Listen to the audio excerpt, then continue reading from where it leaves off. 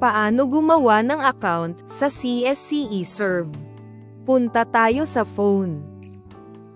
Then tap natin yung Google. Tap natin yung search box. I-type natin CSC eServe. Then tap natin yung search button. Tap natin yung CSC eServe. Kapag meron ka ng account, tap Login. At kung gagawa ka pa lang ng account, tap Sign Up. Then i-filled out natin. Tap natin yung last name. First name. Then middle name. Tap natin yung Done. Tap natin yung email.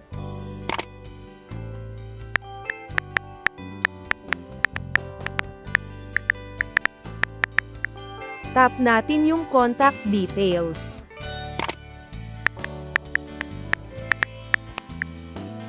Tap natin yung region.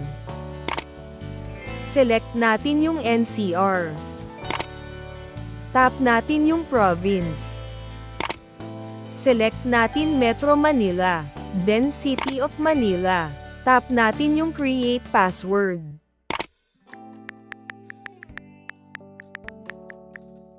Tap natin yung Confirm Password. Tap natin yung Done.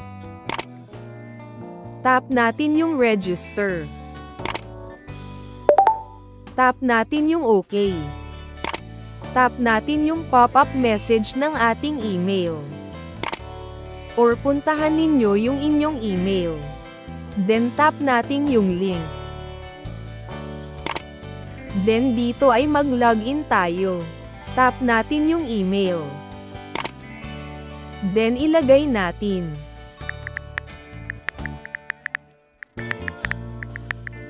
Tap natin yung password. Then ilagay natin. Tap natin yung Done.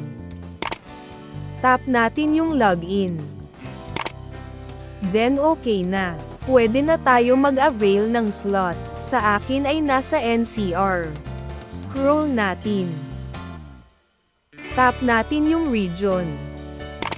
Select natin yung NCR. Tap natin yung location address.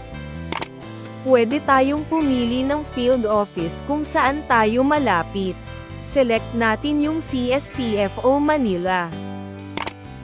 Tap natin yung Select Service. Then nasa sa inyo na po kung anong pipiliin nyo na exam. Sa akin ay select ko yung Professional. Tap natin yung OK. Scroll natin.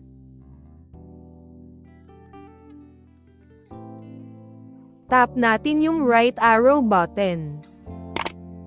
Wala na pong booking slot. Makikita natin yung available slot, dyan sa petsa ng kalendaryo, kulay green. Gaya ng nasa picture. I-scroll down natin. Pwede pong maghanap ng slot sa ibang field office. Tap natin yung location box. Maghanap tayo ng booking slot. Tap natin yung CSCFO DPWH.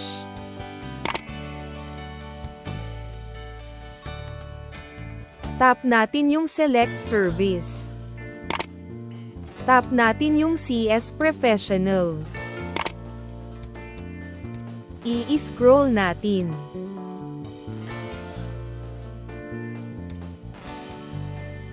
Wala ding available na slot.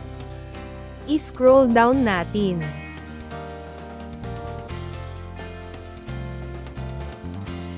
Kung hindi tayo makakakuha ng booking slot dito sa phone, pwede nating buksan yung ating eServe account sa PC or desktop, para dun kukuha ng booking slot. Log out na natin. Then close na natin. Salamat sa inyong panunood.